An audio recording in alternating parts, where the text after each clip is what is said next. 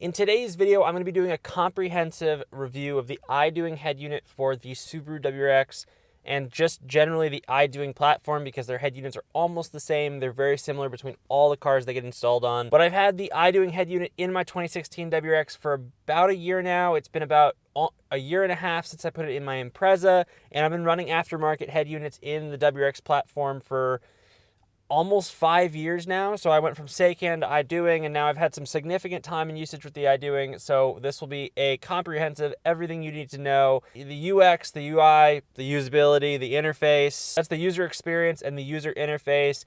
Problems that I've been having, problems that I haven't been having, what I like, what I don't like, what I stay with Idoing. Basically everything you need to know. And we can stop looking at me and we'll start looking at the Idoing because I know that's why you guys are here. Let's get into it. Here we have the beautiful Idoing head unit for the WRX. Hi, that's me. It's impossible to film these things without either the reflection of me, hey again, or the reflection of the rest of the car because they are so shiny. Oh wait, look, I got it, kind of, almost. You can still see my hand, hello. This is the Idoing head unit for the 2015 Plus WRX platform. This thing is an absolute monster. The screen is slightly smaller than the Seicane unit, but again, I've got a year of experience now with this thing, and I want to tell you guys kind of everything I have learned about it, the general user interface, the user experience, everything you need to know.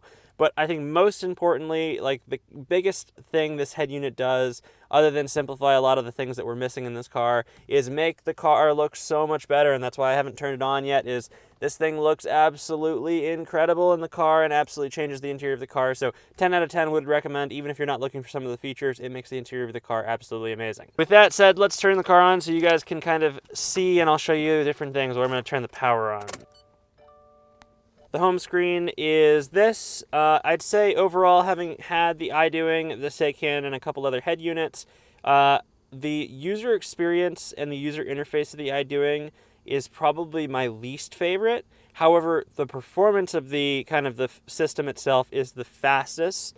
So if you're into function, this is definitely the fastest head unit and will perform whatever action that you need the fastest. I mean, that's kind of dumb. So overall, the user interface is pretty simple. You have your settings here, which is going to be what's most important. Why is this the most important? Well, you're setting all your device stuff and when you hook it up, but most importantly, your sound, your equalizer. This is actually a really key component of this car because you can further customize the pretty crappy sound system that we have, and it actually really ups the performance for the car.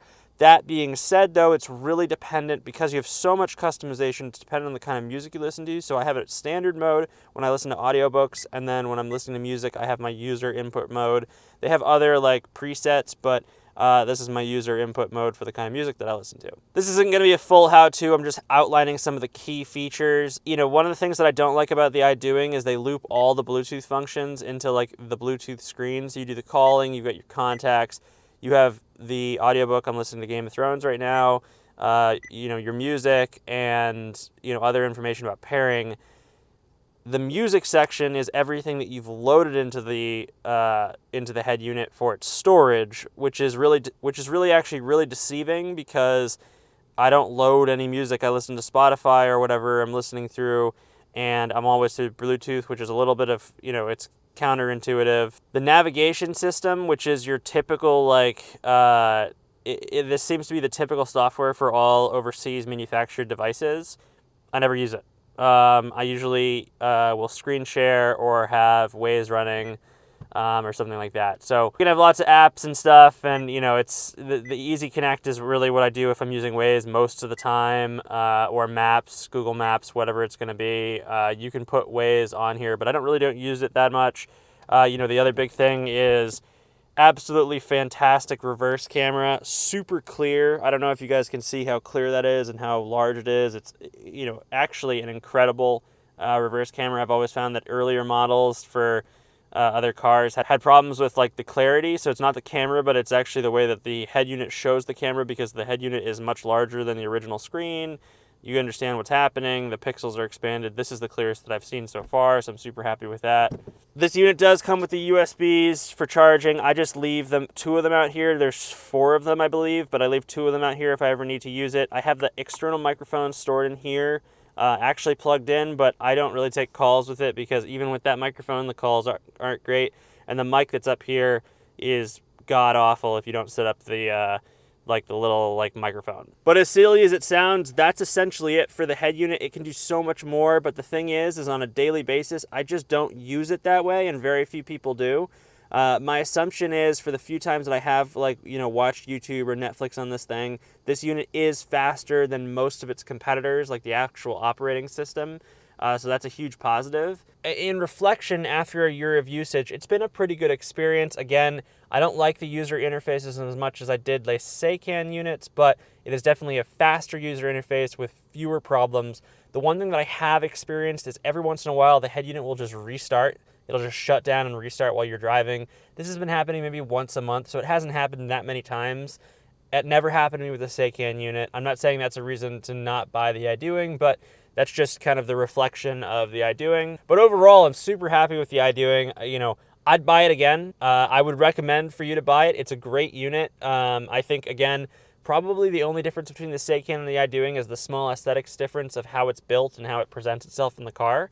So depending on what your preference is, I'd go for it. But the Idoing is definitely the better performing system and way better customer service and customer support. And it's, the company is a better company than Seicane, in my opinion. So that's something to consider when you're considering whether or not you go to those two manufacturers. As other manufacturers go for this kind of, I like to call it the Alibaba operating system, which is a cheaper, non-American made head unit, which is basically everything out there anyways. I would consider Seicane or Idoing those are the highest volume retailers or manufacturers, and I'd be a little cautious of the other ones because the other ones are cheaper and they skimp a little bit. They are cheaper because you're not getting some of the features these are giving you, and that's simply because these are the most high volume units. But that's my long-term review. I mean, there's nothing scandalous here. The long-term review is these are great products. They both seem to last. I used the Seicane for 3+ years. I'm at, again, a year plus with this one, 18, 19 months with it in my Impreza, and they last. And for only a couple $100, that's a great product. And I guess you want these things to last a decade. They may last a decade. Am I going to own a car for a decade with this in it? No, but I guess the reflection is these things aren't crapping out. They're, it's a great product. And I would definitely buy it again. So there's my long-term review of the Idoing head unit. You guys have been asking for some time, asking how it's holding up, and it's holding up great. And I don't have anything bad to say about it other than it shuts down sometimes for no random reason. It's just a quick restart. That's literally it. Actually, one time I had an experience where we couldn't connect to the Bluetooth, but I just turned the car. I went on a road trip essentially, started driving, couldn't connect it for 3 hours, and had to pull over, turn the car off, and turn the car back on to try to fix it, and it ended up working. I should have tried it earlier because I was miserable for 3 hours, but I was just I need to drive. But that's really the only thing. So thanks for watching, guys. Appreciate it. Have a good day.